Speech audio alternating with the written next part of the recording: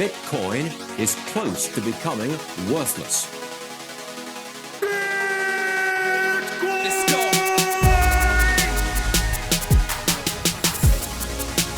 Now, what's the Bitcoin? Bitcoin's like rat poison. Yeah. Oh, The greatest scam in history. let's get it. Bitcoin will go to fucking zero. Yeah.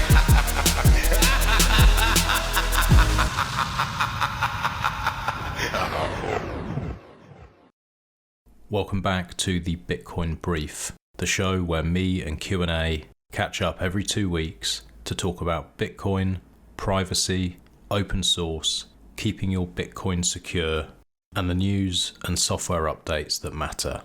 I just wanted to say a massive thank you to everyone who's been supporting Ungovernable Misfits, and a big thank you to Foundation Devices for supporting the show.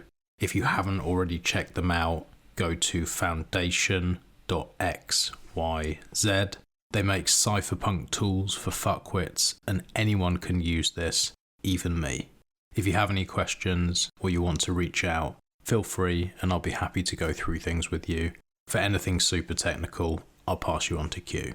If you want to buy one of these incredible passports, use the code Ungovernable. It will get you a discount and it will let them know that I'm shilling. I'd also like to say a huge thank you to the Cake Wallet team.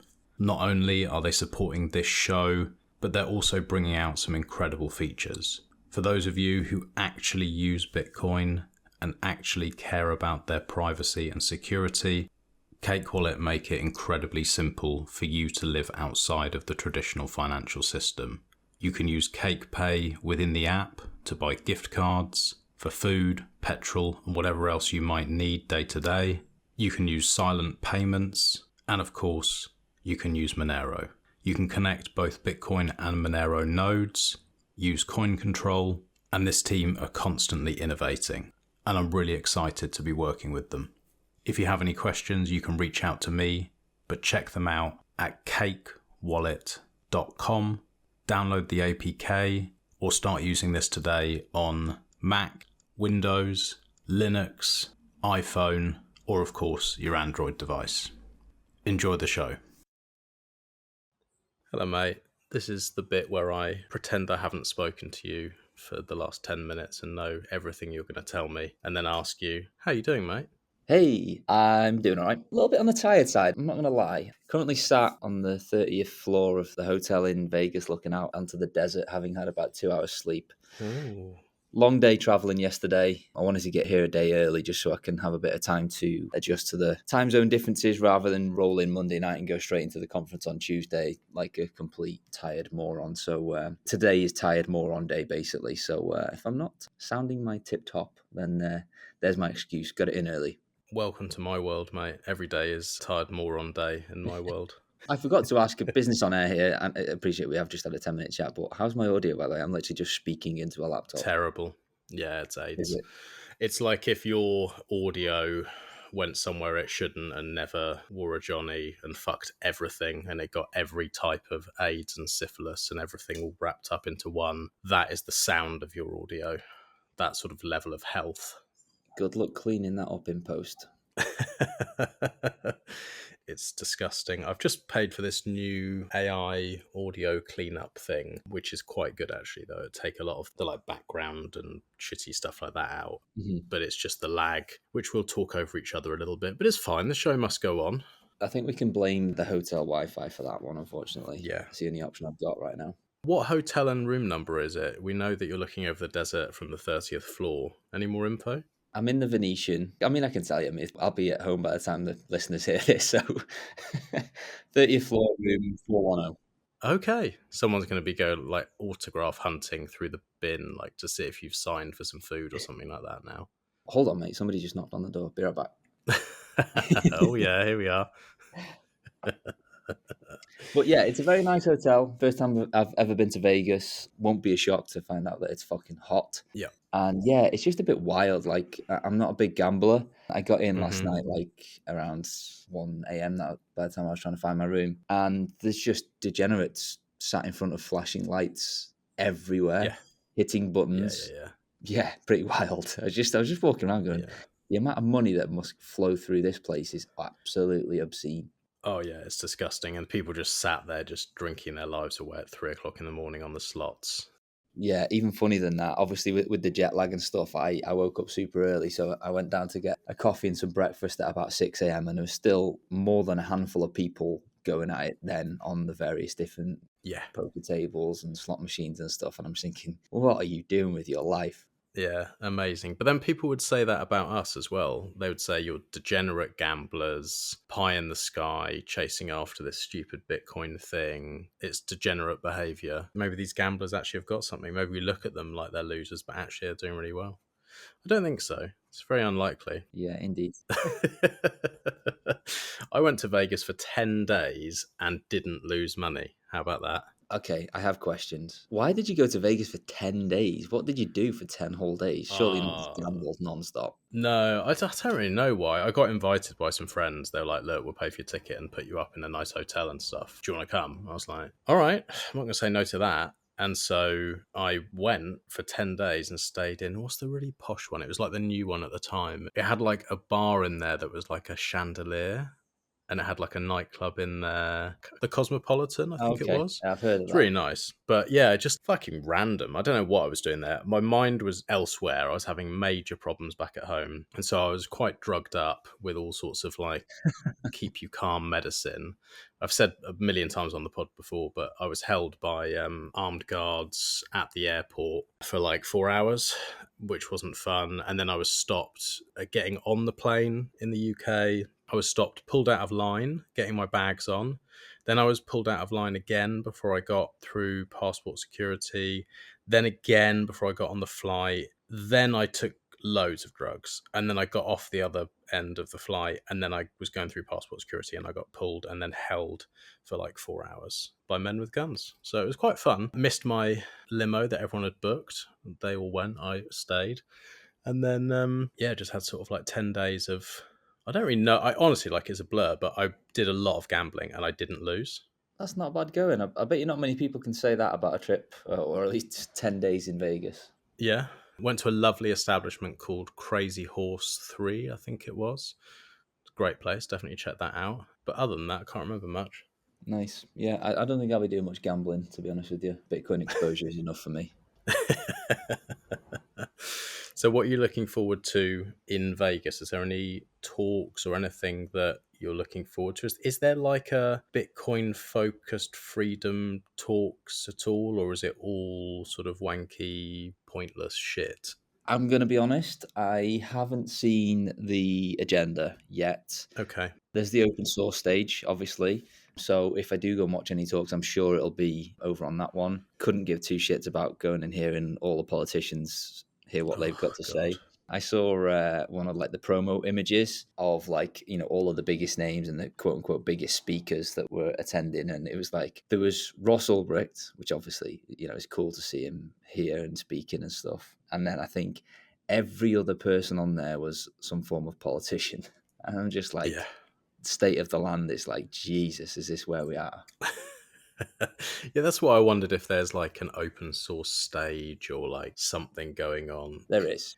Oh, there is. Okay. Because I didn't see that. Like I did the same. I had a flick through and I literally just closed my laptop with disgust. I was just like, fuck that. Good to hear there is still some Bitcoin stuff going on. There certainly is, yeah. Well, I certainly won't have time to go and see any of them because obviously I'll be on the booth with the foundation team, which I'm probably the most excited about, just to kick it with the team and get to shill our wares and do some demos and finally get Prime in hand and do some demos of all of the new operating system for anybody that wants to stop by the booth and stuff. Going to have a couple of Passport cores in stealth colorway as well for people to come and get their hands on. And by the time we're home, we should be gearing up to start shipping as well. So nice. Other than that, I'm going to Satirize the System by the Bugle Boys on Wednesday night. I'm on a panel with, I think we spoke about this last time, so apologies for repeating myself, but with Rob Hamilton and Zach Shapiro from BPI. Amazing. So we're going to be talking about the kind of dichotomy or the cross-section of Number Go Up and of freedom tech and freedom money as well, and you know how those two seem to be having a significant battle in terms of ideologies in and around the community at the moment. So that should be a bit of fun. The Bugle Boys are always good for a giggle, so I'm looking forward to spending an evening with those guys up on Fremont Street on Wednesday evening.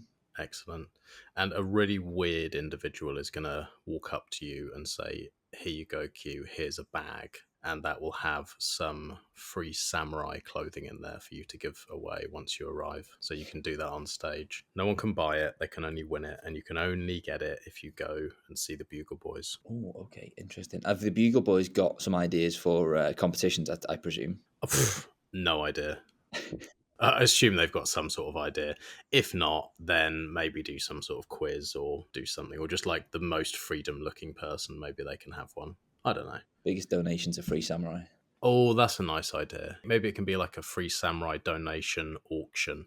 Sweet. Yeah, looking forward to that. I've got my t-shirt ready as well for that evening. Excellent. Very good. Well, we haven't got a massive list today. Should we jump into the sort of like 3 big-ish topics to go into? I'm sure there's a few updates, and then we'll get into the boosts. Yeah, absolutely. Number 1, not a great week or 2 weeks to be a public crypto influencer. Or to be just generically using KYC services as well. So I'll loop all these 3 things in together. Couple of stories. First one, crypto investor allegedly tortured captive Italian businessman with a chainsaw for weeks in a luxury New York City pad in a sadistic scheme to gain password. What? Hold on a minute. I'm sorry. That is a headline that I think is flawed. It tortured someone in a hotel room with a chainsaw for weeks. No. You're not going to survive weeks being tortured with a chainsaw. You are going to have someone knock on the door if you start up a chainsaw in a luxury hotel. There's some issues there. A cryptocurrency investor from Kentucky is suspected of torturing an Italian businessman with a chainsaw in a sadistic, weeks-long extortion attempt to gain the password for his account at a ritzy Manhattan apartment before the captive made a daring escape, police sources said. John Waltz, 37, was arrested after the bloodied and bruised businessman, a 28-year-old man, broke out of the Soho House of Horrors Friday morning, Oh my God. ran to a police officer and said he'd been held prisoner for more than 2 weeks. Cops rushed to the luxurious Prince Street pad, which Waltz was allegedly renting for roughly $30,000 to $40,000 a month, and discovered multiple Polaroid photos showing the businessman being tied up with electrical wire and tortured, including one of him bound to a chair with a gun pointed at his head, according to sources. Since being taken captive, the businessman had been bound with an electric cord, tased while his feet were put in water, pistol whipped, forced to take cocaine, and threatened to have his limbs cut off with an electric chainsaw, the sources said. So there you go, it was an electric chainsaw. That's why the neighbours didn't catch on. Okay. Yeah, good planning. Forced to take cocaine. Go on then. Yeah. Well, to be fair, I guess it would keep you up, stop you passing out, raise your heart rate, and I have seen that. I think it was was it Narcos or something where they were like pumping them full of adrenaline while they're torturing them so that they can make sure that they stay awake and feel all the pain. So yeah, I mean, I know we've just been giggling a bit here, but like this is pretty serious. Yeah. And again, the reason, as always, that we bring all this shit up is to remind everybody out there that the fewer people that know you have Bitcoin or cryptocurrency, the better. Yeah, just don't make yourself a target. Don't tell companies that you've got Bitcoin through KYC, and certainly don't be a public figure if you can help it, because you are literally painting a target on your back for somebody to force you to take cocaine and threaten you with an electric chainsaw. It's actually fucking terrifying. Yeah. It's really, like we say, we talk about this stuff all the time, and like that's the most extreme version of why you don't do the things that we've said forever not to do. Right. But it does raise a question, like, if you like Bitcoin for the freedom aspect, that's one thing. If you like Bitcoin for the NGU, that's another thing. But you can like both. And so for people who like both and want to ever actually use their Bitcoin to buy actual things, like it's all well and good being like, oh, I've got this much and now it's worth this much. But if you can't spend it, then it's not that useful, especially for things that you might want to spend it on if you actually do well, like property or, you know, stuff that is in the fiat world. And then it raises the question, it's like, you can't use no KYC Bitcoin to do that. You just can't in most places, because they're going to ask you, well, what's the source of your funds? You're in the fiat world now. You can't just say, oh, I fucking found it, or like whatever, stupid thing people would say that you can come up with. You can't do that. You have to prove the provenance of it. And in that case, if you're giving your information over to these companies that inevitably are going to leak it, and then it's going to end up in the hands of people who might tie your hands and put a fucking chainsaw to you, are you better just not fucking buying it and doing some sort of ETF bullshit thing rather than actually having that so you can't actually have access? Are we at that stage of the game now, which people will get annoyed at me even saying it, but like genuinely, if you want to have Bitcoin as an investment and it's like the Coinbase approved, the banks will accept, you can buy shit with it side, what the fuck are people supposed to do? It's getting dangerous. Yeah, absolutely. But just to kind of push back or add a bit more context to your comment around, like, is it pointless to do no KYC if you then want to go back through and use it as a house deposit or something like that? You can still get the benefit of both, providing that you're good with your accounting and reporting and stuff. So, like, you can still buy no KYC. It's absolutely not illegal. If you do want to use it for something like a house deposit where you require to go back through the fiat rails and they're going to be like, yeah, I want to see all your receipts where you got it from, blah, blah, blah. You can still provide all that if you want to take that option. But up until that point, you've still benefited from the fact that nobody apart from you and your trade party knows that you've got Bitcoin. And that could have been 10, 20 years. And you still benefited from that privacy and not painted a target on your back. But you've got to be careful with all the accounting stuff. Yeah, I suppose that is kind of true. But at the same time, you're then endangering potentially another person who's your trade partner down the line because you don't know if they then get a knock on the door. Like, I'd be really hesitant to ever share any of my BISC trades or anything like that at any point. Like, I do completely separate, what's no KYC and what's KYC are totally different fucking worlds. Like, Yeah. they don't cross. And what I'm saying is, for people who actually use Bitcoin, for most stuff, just fucking never use an exchange. Like, you obviously don't give your details, you buy cash, whatever, like all of that good stuff that we talk about all the time. But what I'm saying is, for people who are like, oh, you know what, I could invest into this thing, I think that it's a good investment and I think that I can buy a home or do something like that, they put themselves in danger, or potentially someone else, even if they do like BISC or something like that, because down the line they're then reporting on somebody else who didn't know that they're going to be reported on. I don't know. It's just because it's a different world, and it's like the old fiat world. Once you go into that, you still got to play by all their rules, and they make it extremely difficult and will question everything, especially cash trades. Oh, it was a cash trade, was it? Oh, well, it's obviously a sizable cash trade as well, because now you're buying a property. Okay, let's fucking question you to death. Like, they're not just going to be like, yeah, that's fine. No worries. Yeah, you're absolutely right in everything that you say. And I think the pragmatic thing to suggest is that two separate pots for two completely different purposes is the right thing to do. But we could be talking like of a time span of like a decade here. And like, it's all well and good you having, let's say, 20% no KYC, 80% KYC, or vice versa, because that's how you think you're going to want to spend it in the future. But like, decade is a long time, and your lifestyle, your circumstances will change, and you're never going to nail it and you're never going to get it perfect because nobody has any clue what the future is going to hold. So yeah, difficult situation really, and one that's rapidly evolving outside of our control as well in terms of reporting requirements, availability of no KYC stuff. But I think it's just never going to stop evolving, is it, until if we ever get to a point where Bitcoin is actually widely accepted as a form of money globally. I guess the only way to realistically to combat this is to make Bitcoin less of a tasty target.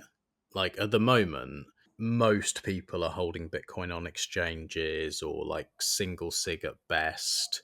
The sort of like security practices of most people isn't great. And so for thieves who think, oh, this guy's got whatever you said, like 30 million in Bitcoin, it's like, okay, wow, all I've got to do is make this person hurt enough that they log in and send the funds to me, or they open up their fucking ledger and send the funds to me, or whatever. Like, that sounds like a pretty good payday, and most people will fold very quickly. So I guess then you're never going to sort the KYC stuff out. That's going to keep being attacked like nonstop. So maybe it's making it that the average person who uses Bitcoin has such good security, and it's known that the amount that you're going to get out of them, or the percentage of times from your attack that you're actually going to get something, is very, very low. And then you're like, it's just not worth it. Yeah, absolutely. And I think the general practices at the moment, because it is still a bit of a nascent industry, is lackluster for most people at best. Yeah. You look at the banking industry today, like you don't generally hear stories of people getting $5 wrench attack for somebody to access their Barclaycard account because the security is too good. It's people getting phished to go into their own bank account and send money for something they think is legitimate when in reality it isn't. Mm-hmm. I think eventually we'll get to a point in the Bitcoin industry where the default security is that most people, especially for like the longer term savings, is that it's provably difficult for them to access. So even if you were to run into somebody's house, the likelihood that you're going to get a large sum of money is slim to none because the general security practices are very good. We're not there yet, and we're not even close to it, but I think we will get there. Yeah, I think that is the only way to solve it. And I think it will happen, but it's still just like a huge barrier. And I think a lot of the time as well, the people who have the fortunes, like this guy who's got 30 million quid, it's like a lot of them are kind of non-tech guys who have invested some money and, they don't really know what they're holding or how to use it. And so they're really easy targets. I think like the groups of people that we interact with, it's like people can have a really fucking hard time and they're all poor. I don't even know what I'm saying. I'm just like, it is getting scary out there. It's like every fucking week. Even my missus said to me the other day, she was like, have you seen this thing? Like this person trying to take this guy's daughter and put them in the back of a van and in France. And I'm like, yeah, it happens all the time. Yeah, keep your name off the internet, keep your face off the internet, and just keeping your mouth shut is a superpower in this industry. Yeah. Okay, next one. Similar sort of story. Crypto tourist nightmare in London. Fake Uber driver allegedly drugs American and steals $123,000 worth of Bitcoin and XRP. Jacob Irwin Klein landed in London for a short layover. By the time he left, the 30-year-old American tourist said he had lost $123,000 in cryptocurrency and any sense of safety in one of the world's most visited cities. The suspect reportedly handed Klein a cigarette laced with scopolamine, a rare but powerful sedative known as devil's breath, which allegedly caused memory loss and left him slipping in and out of consciousness. Lovely. During this blackout, Klein claims he handed over his phone and access credentials. Hours later, he woke alone and injured after being hit by a car with no phone and no idea where he was. Klein says his XRP balance plummeted from 73,000 to less than 1,000, and his Bitcoin holdings dropped from 50,000 to under 10,000. Yeah, not great, but again, why the fuck are you walking around with that quick access to over 100K's worth of cryptocurrency on your phone? Like, obviously it's not a nice scenario, and also, like, this guy clearly must have been some form of public person because that can't be a random attack. No, it can't be a random attack. Yeah, he's probably talking about it online or something like that. And then maybe he's got one of these, like Revolut or something where you can buy cryptocurrency on there. And then they've just gone on. I had a mate who's been mugged like, I think 3 or 4 times in London in the last like year or so. And one of the times he had some Bitcoin on his Revolut and that got drained. They just sent it out. So like could be something like that. But yeah, this is exactly it. It's just like the security is insane. Like you wouldn't walk around with £125,000 in your pocket. In cash, like you'd be shitting yourself. But this isn't much different, is it? No, absolutely not. This is an interesting part of the story here, and I wish I could get more details, but the former software engineer from Portland, Oregon told British outlet My London that a man posing as his Uber driver outside a Soho bar called out his rideshare nickname, and without cross-checking the car model or license plate, the guy got in. How was this fake Uber driver known that this Jacob Klein, the guy who got mugged, how do they know he's ordered an Uber to then be there at the right time to call his name? That's strange to me. Either they were actually the Uber driver, or maybe his phone's been hacked and they were monitoring his phone or something like that. They could see what was on his screen. I don't know. It's quite sophisticated, though. Yeah, it seems like too big a sum of money for us to just be complete chance. Yeah, definitely. That's not chance. They're not going to just be like carrying around a cigarette with that devil's breath stuff on it Just in case. and just happen to be like, yeah, just I'm just going to fucking drug everyone who comes in and then like beat the shit out of them and just like hope that they have some cryptocurrency. No, it's definitely targeted. Scary stuff though. Yeah, don't use KYC and don't take ciggies off Uber drivers. Definitely don't take ciggies off Uber drivers and only buy no KYC cigarettes. There you go. Shout out Yeah. Bugle Boys. Okay, the DOJ has launched an investigation into the recent Coinbase cyber attack. Last week, Coinbase disclosed an attack in which hackers attempted to extort $20 million using stolen customer data. The cyber attack and subsequent ransom request on Coinbase are being investigated by the US DOJ, including those in the department's criminal division in Washington. Last Thursday, Coinbase disclosed an attack. The company said the incident could cost between $180 million and $400 million in expenses relating to remediation costs and voluntary customer reimbursements. The attackers did not access any customer funds, private keys, or login systems, and the breach affected less than 1% of Coinbase users, the exchange said. But there has already been separate reports of people starting to get phished because their data has been lost in this attack. And allegedly, I've not seen any proof of it, but Coinbase have been open that if anybody's been affected by this and they've been phished by scammers who've got their data as a result of this breach, that Coinbase are making them whole again. Wow. Which is good, but it's only part of the story because, like, if they've got all of your home address, etc., yes, you might have your Bitcoin back for now, but you now also have your public address and all your details on some hacker's website somewhere, and they're going to get sold to the highest bidder, and somebody might come and pay you a visit. Same old story. I'm kind of getting a bit tired of reading this sort of shit now and towing the party line of why using companies like this is very dangerous. But like I say, we've just got to keep doing it until people start to listen, because this is literally dangerous. It's this type of stuff causes the previous two attacks that we've just been talking about. Like that's the risk you put yourself under. I think I told you this. There was a friend of mine who I'd suggested years ago buy a ledger. I'm talking probably like 2018 or 19 or something like that, before I knew better.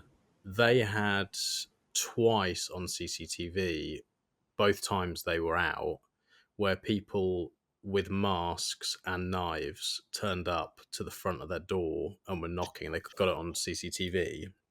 Were knocking on the door and had like big fucking knives behind their backs and knocked and knocked and knocked, then tried to break the door in, and then finally left, like got spooked, and obviously like gave the footage to the police. Obviously the police did absolutely nothing about it. But I was like, I wonder whether that is related. I mean, I don't know, but it was like not too long after all those leaks had happened and people started to get attacked and stuff. So I was like, could be linked. Yeah, certainly a distinct possibility of that. So, yeah, not exactly a positive start to the show there, but I think these things need to be said. And I believe Coinbase have also got 6 private lawsuits against them because of this already now as well. So, well, use good hardware. Keep your mouth shut. Keep your mouth shut. And buy no KYC. That's it. Done. Jobs are good and improve your privacy and your safety in one fell swoop. Okay, right, so should we look at some quick updates? Bit of an exciting one here. I'm pretty sure you may or may not have already covered this with Seth on the Monero one, so I'll let you dictate how deep we go into this one, but Cake Wallet version 4.28 has been released. Correct me if I'm wrong, but this is the first wallet, or first mobile wallet, to support PayJoin V2.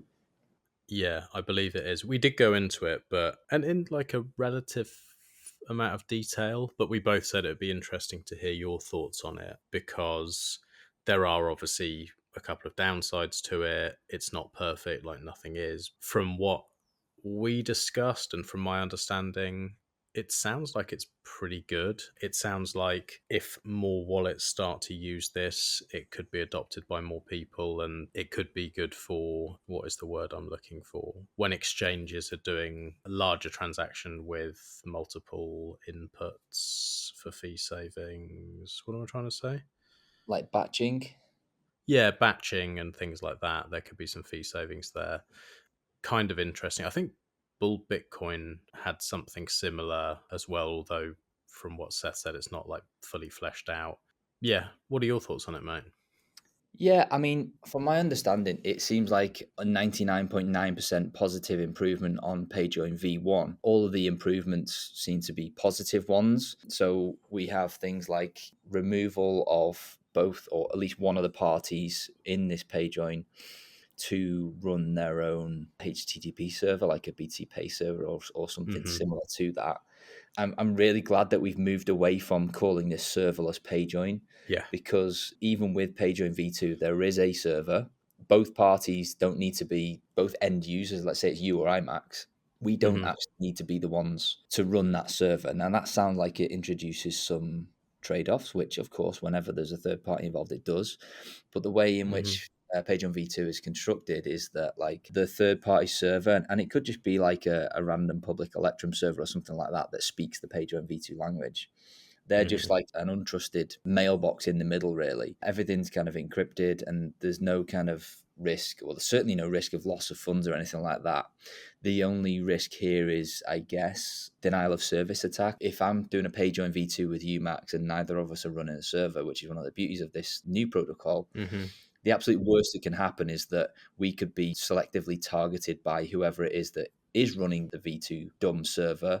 They could somehow decide that they don't want to allow us to do that. But then the beauty of that is that just like an Electrum server, you can just go and use a different one if you want to. So Yeah. it is a trade-off, but it's like not a very big one in my opinion versus what the rest of the protocol enables. So as you say, like not having to run a server is awesome. Also does all the usual stuff like undermining the common input ownership heuristic by providing inputs from recipient and sender. One of the coolest parts that I don't hear mentioned as much, other than the lack of a server from one of the participants, is that it can be for more than two people quite easily. So you just demonstrated one of the biggest points that is talked about a lot in the exchange withdrawal, where not only do you gain a bit of on-chain privacy, but also presumably some fee savings as well because of the way in which the transaction is able to be constructed. So from my part, it seems like a 0 to 1 type movement here, where this is a very big improvement. And as always, the real benefit will be in getting more and more mobile wallets to be able to adopt this, because right now it's awesome that Cake have done it, but like it's basically at the moment it's Cake to Cake users only. And that severely limits that. And, we've been in this sort of scenario before where it's, with things like the Samourai ecosystem, for a long time, it was only Samourai to Samourai, which again was great and it worked really well, but you are limited to that one wallet ecosystem and their users. So I wonder if Sparrow will... Yes. So for this to really start to shine, as always, you just need to see wider adoption from mobile wallets, desktop wallets, exchanges. Like the wider this is adopted, the more powerful it becomes. My guess is Craig will step up and do this. That's my guess. I agree. I hope he does. Before we got on the call, I was just doing a very quick bit of prep, and I was actually struggling to find any real downsides to V2 other than like that very minor one I mentioned with the server at the start. But obviously that can be mitigated by running your own server if you I've got one decided it. So yeah, I was actually leading up to see, because I've not listened to yours and Seth conversation on this. So if you could pick any faults with it, what would that be?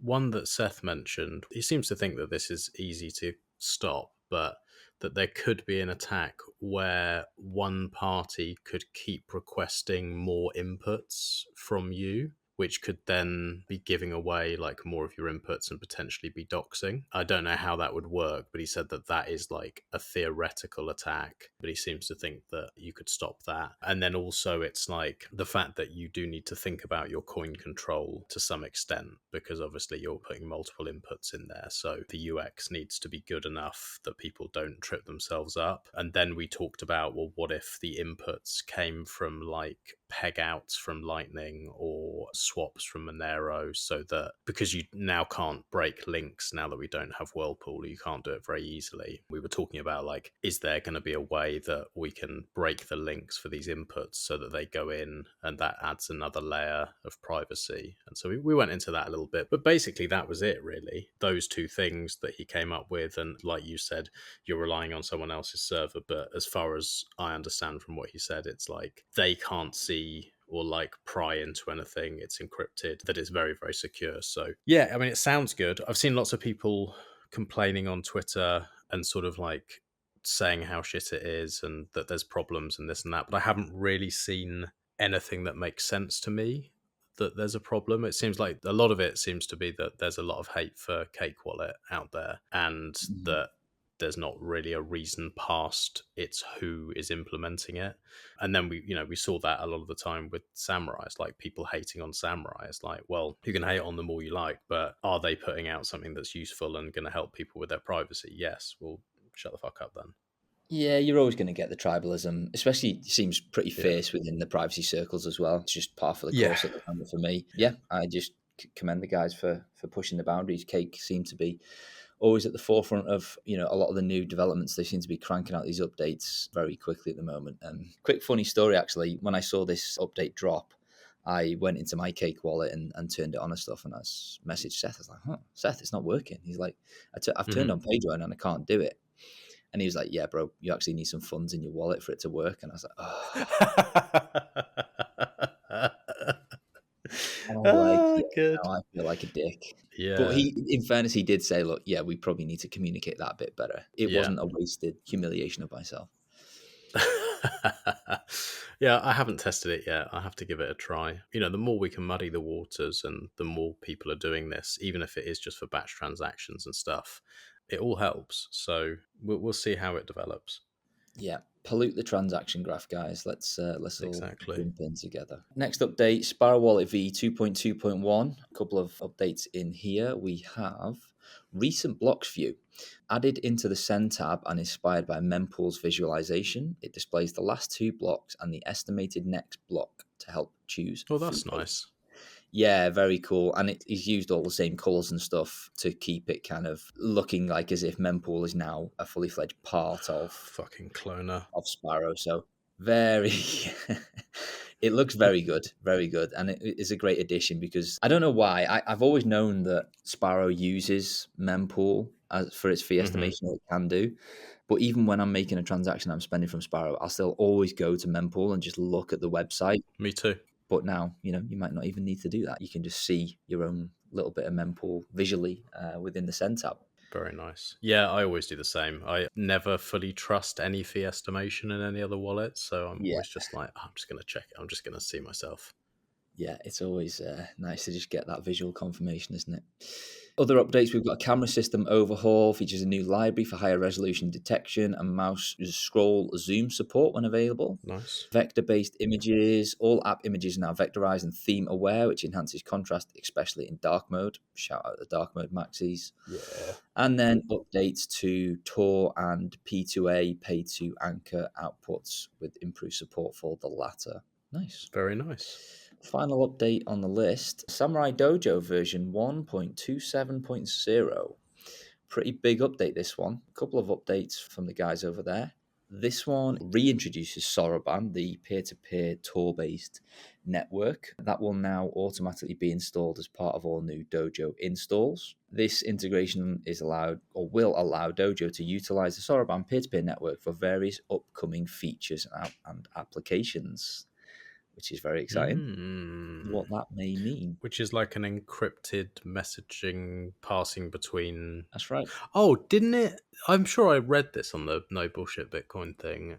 Isn't this then that even though nodes are running over Tor, you can still see that a node has sent that transaction, whereas now, and because it's like clear text, isn't it now that message is now being passed over Soroban, so it's encrypted, so you can't see that either, so that you don't know anything?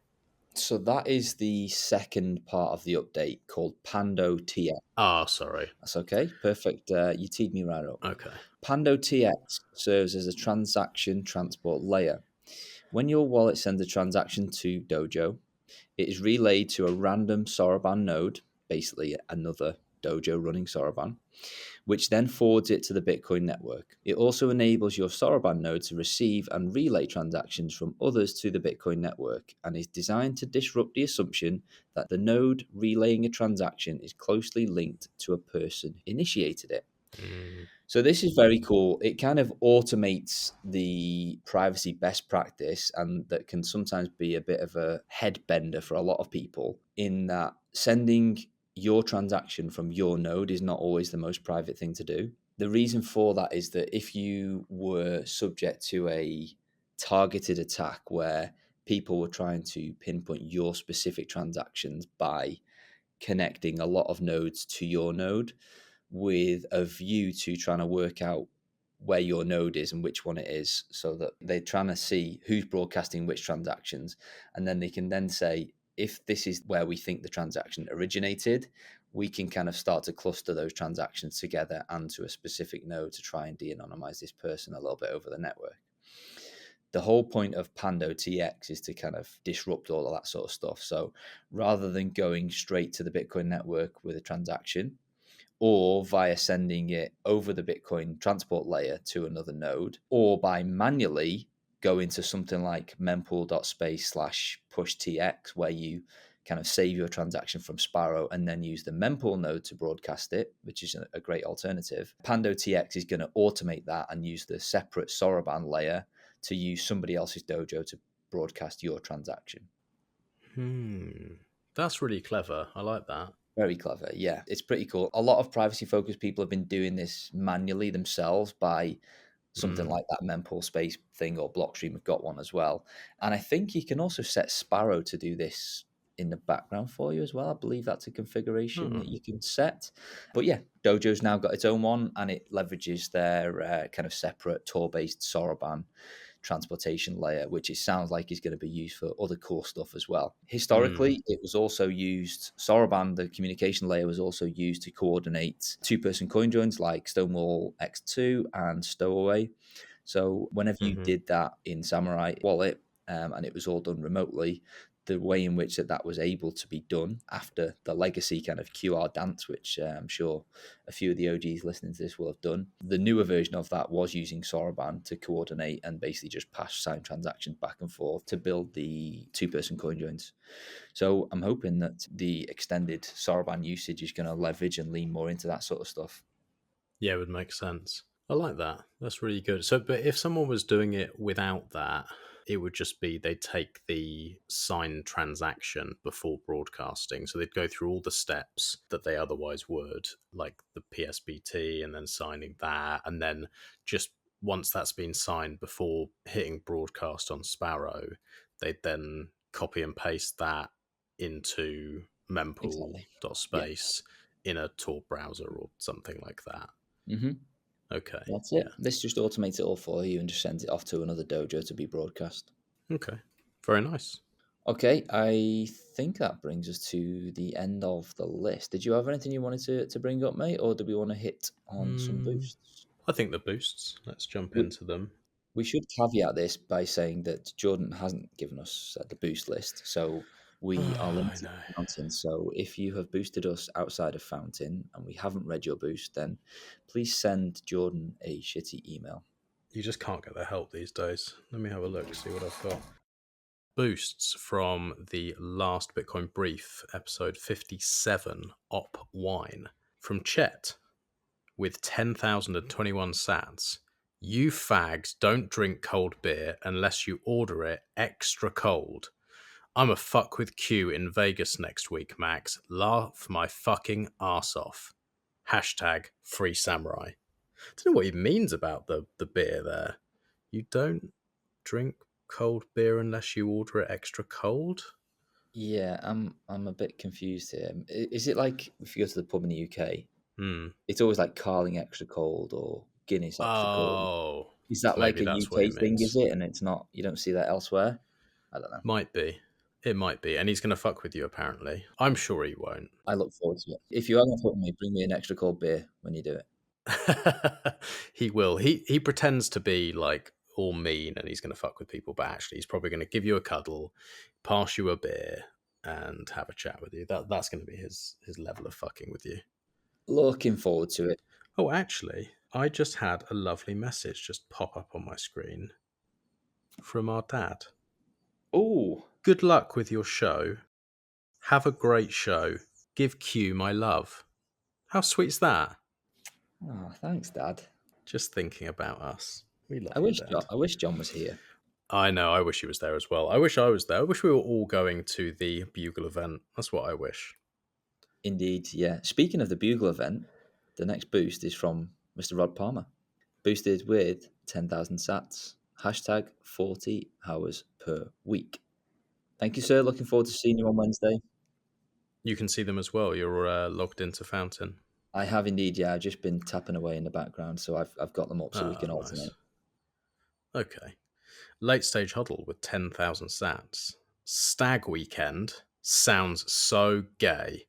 Q, you know I'm American, but thanks for the attempt to obscure my identity. Anyway, free Samurai. You're welcome. I mean, there is no debate here. Bachelor Party is so much more gay than Stag Weekend. It is definitely more gay. Absolutely no question. Bachelor Party. They do very little well. They do a few things well, the Americans. I'll give them that. But things like naming things, always really cringy. All their little sayings and stuff, disgusting. Yeah, agreed. Digital Panhandler with 6,969 sats. Stateside Bachelor Party boost. Gay. Chad Farrow with 3,333 sats. Failed payment splits are simply that, failed payments. Fountain will let you try and resend that failed split if you go to the boosts in your wallet. Okay, so it just doesn't go, it just stays. Yeah. Okay, interesting. Sorry about that, Oscar. Maybe you'll have to downsize now. Do you know what, though? There used to be a glitch, I don't know if it still happens, where if someone would send a large boost and then it wouldn't go through, it would still be counted by Fountain as a boost, so you'd still be up in the charts. Do you know what I mean? So it's like no one's actually sent any money, but it actually... So I wonder whether that's something people were gaming or not. Yeah, boost washing. Boost washing, yeah. We'll find out, I'm sure. Indeed. Thank you, Chad Farrow. Meth Lou with 1,000 sats. They just said hi. I believe that might be their first boost. I don't recognise that name before. No, I don't either. Meth Lou. It's either someone called Lou who loves meth, or they're doing meth in the loo, or I don't know. Don't know. But anyway, thanks for the hi, and welcome to Ungovernable Misfits. And stay off the meth; it's not good for you. Turkey with 500 sats with a link. I'm not going to click the link. I don't know what it is, but thanks for the... Yeah, just be a link to the show, the previous show. Oh, okay. All right. Okay. Same with B, boosted 400 sats. Thank you. Oh, because they'll have nosted that. That's why. Indeed, that's right. Right. See, this is why we need you, Jordan, Okay. because we're having to figure this out as we go along. Sorry, listeners. I know. We need you more than you could ever know, mate. Pies Hey, chingity ching. with 100 sats and beers. I think that's it. Right, XMR chats. Panjo with 0.00127 XMR. BTC brief 57 at 28 minutes 50 seconds. Is it because I is black? Okay. I read that earlier and I was like, what the fuck are you talking about? And it's just clicked. We're talking about our good friend from the UK, from the West Staines Massive. Oh, I forgot about this. Yeah, West Side is the best. So what the prize did I offer? I can't remember what it was. I'll have to go back and check the tapes, but I believe it was some monetary value. I think it was a massage. Well, congratulations, you won. Well done, Panjo. Unless there's someone who's done it before you, but I think that was the first person. So well done, you've won. Whatever it is, you let us know what Q offered, and we won't verify. We'll just trust, and we'll give it to you. Fiat Demise. This one is for Expatriotic. You can now input amounts in XMR by setting the Fiat/XMR toggle switch on the tip page to XMR. Good to know. Thank you, mate. What a service this is. I love it. Web Wipe with 0.043. Great name. Yeah. We're hosting a privacy meetup in Charlotte, North Carolina on July the 26th from 6 to 10 p.m. at Great Wagon Road Distilling. Topics include privacy tools for XMR/BTC, Cake Wallet, Ashigaru presentation, thanks to Ungovernable Misfits, and Dojo Bay, NIM VPN, Simplex, and more. All are welcome. That sounds amazing. That sounds very exciting. I love the grassroots stuff that filters its way through the boosts. Yeah. Nice work. Very nice. Like, that's the real Bitcoin meetup. That's the real That's the signal. Bitcoin event. Yeah, that's the signal right there. Dr. Zivago, if you are not familiar with simplified privacy, I think you should reach out and introduce yourselves, maybe consider an episode with them. Shadow Rebel, their podcast guy. P.S. Maximalists are gay. Oh, do you know what? I'm not supposed to read all of these. These are all for the Monero Monthly, unless people actually specifically say, like they did with the first one. You see, this is what happens when you're not around, Jordan. Because I've already read all of these. Shit just falls apart. I'll read a couple more just because. Jimmy Spedden, Bitcoin normie clowns crying at barn, shitting on lightning. Funny. Hashtag free samurai. Jordan, turned auto show on. Let's see if it worked. I don't know what that is. Did it work? Yeah, what the hell's auto show? Jordan again. Testing again. Whatever he's testing. Testing the stream. Oh, it must have been when we were doing the streaming. Anyway, that's all the boosts and XMR chats. I don't think we've got anything else other than just to tease again that we're getting very, very close with our live streaming. It should be back. When do you reckon? When are we realistically going to go live? Because we're going to go live next, aren't we? And just do it. I think we just wing it. The more and more we practice it's just gonna. Yeah, I just think we just need to pare back the amount of things that we're trying to do, and then get it working first, and then iterate from there. I think so. End of June. Okay. Yeah, I think that sounds reasonable. Before the end of June, we will do a live stream. So that's exciting. What else? Clothing is being printed as we speak today. The Free Samurai stuff is literally being printed today. So that is also exciting and should be live on the site probably a couple of days after this airs. So we will let you know on that. And what else is there Ungovernable Misfits wise? I think that's it, mate. Anything your end? No, I'm going to go and meet the team now. I'm going to go and do a bit of exploring up and down Las Vegas Boulevard before all hell breaks loose at the conference tomorrow. So I'm just going to take a few hours and do a little bit of sightseeing, because after that it'll be work until I go home. So yeah, going to go see the sights. Okay, mate. Well, you have a good time. I will catch up with you when you're back in the UK. All right. Take it easy, dude.